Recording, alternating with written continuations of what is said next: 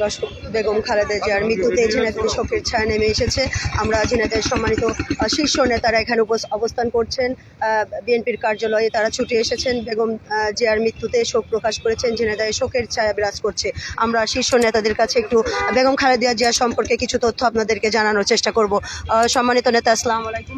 ওয়ালাইকুম আসসালাম। যদি বলতেন বেগম জিয়ার মৃত্যুতে ঝিনাইদহে শোকের ছায়া নেমে এসেছে, আমাদেরকে কিছু তথ্য দিতেন, কোথায় তার জানাজা হবে এবং সর্বশেষ আপডেট যদি আমাদের।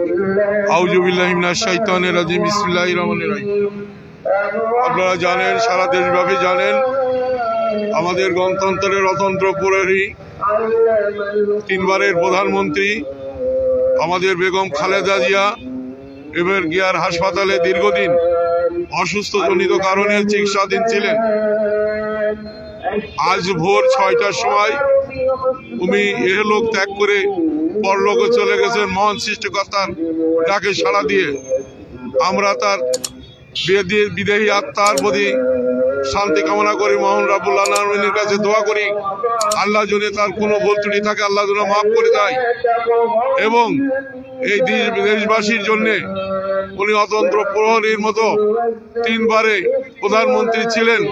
বিশ্ব মুসলিম উম্মার দ্বিতীয় প্রধানমন্ত্রী, সারা বিশ্বে যে দ্বিতীয় প্রধানমন্ত্রী বেগম খালেদা জিয়া, তার জন্যই এই দেশ মাটি, তার যে অবদান, উনি একজন বীর শ্রেষ্ঠ মুক্তিযোদ্ধার স্ত্রী ছিলেন, প্রধানমন্ত্রী ছিলেন, রাষ্ট্রনায়কের স্ত্রী ছিলেন।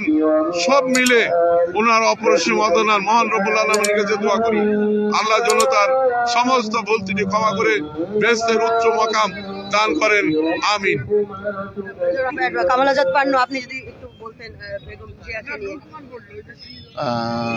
বিসমিল্লাহির রহমানির রহিম।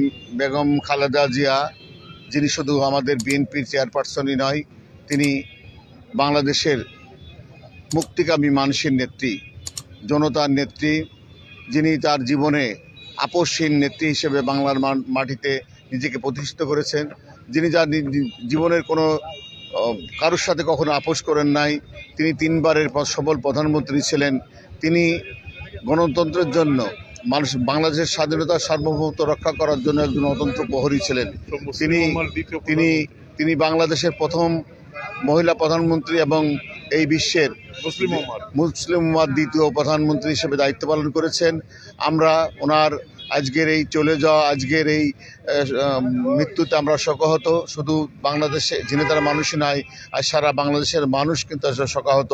আমরা যারা ওনার কর্মী, আমরা যারা ওনাকে শ্রদ্ধা করি, ভালোবাসি, ওনার ডাকে সাড়া দিয়ে 17 বছর স্বৈরাচারী শেখ হাসিনার বিরুদ্ধে আন্দোলন করেছি, আমরা আজকে ওনাকে এই গণতন্ত্র যখন পুনরুদ্ধারের পথে, এই সময় উনি আমাদের ছেড়ে চলে গেছেন। আমরা আজকে শুধু আমাদের নেত্রীকে হারাই নাই, আজকে জাতি হারিয়েছে একজন অভিভাবক, এবং জাতির এই অভিভাবক অপূরণীয়। আমরা প্রত্যাশা করি অচিরেই আমাদের যে জাতীয় সংসদ নির্বাচন হবে, দেশনেত্রী বেগম খালেদা জিয়ার আদর্শ ধারণ করে আমরা ইনশাআল্লাহ আবার নতুন করে দেশ গড়াই সবাই ঝাঁপিয়ে পড়ব। আমরা আমাদের দেশনেত্রীর জন্য আপনার মাধ্যমে ঝিনাইদহবাসী সবার কাছে এবং দেশবাসীর কাছে দোয়া প্রার্থনা করছি। কামাল আজাদ পান্নু তিনি কিন্তু দোয়া চাচ্ছেন তাদের নেত্রীর জন্য। বেগম খালেদা জিয়ার মৃত্যুতে তারা যে শোকাহত, আমাদেরকে বিএনপির পার্টি অফিসের সামনে তারা এই মুহূর্তে অবস্থান করছেন এবং আমাদেরকে জানাচ্ছিলেন। আপনাদের মাঝে বিএনপির পার্টি অফিসের সামনে থেকে আমি সামনেরা যুক্ত হয়েছি। একটু পিছিয়ে নাও, আপনি একটু সামনে সরে আসেন, তাই আমার ফ্রেমে আপনি ঢুকে যাচ্ছেন।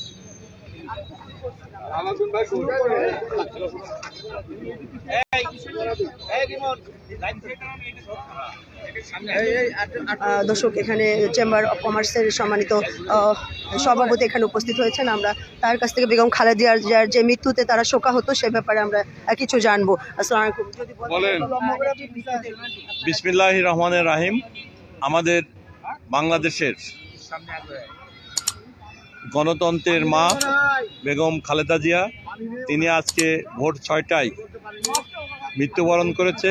এর জন্য আমরা ঝিনাইদহের সকল ব্যবসায়িকবৃন্দ শোকাহত, এবং সকল ব্যবসায়িকবৃন্দ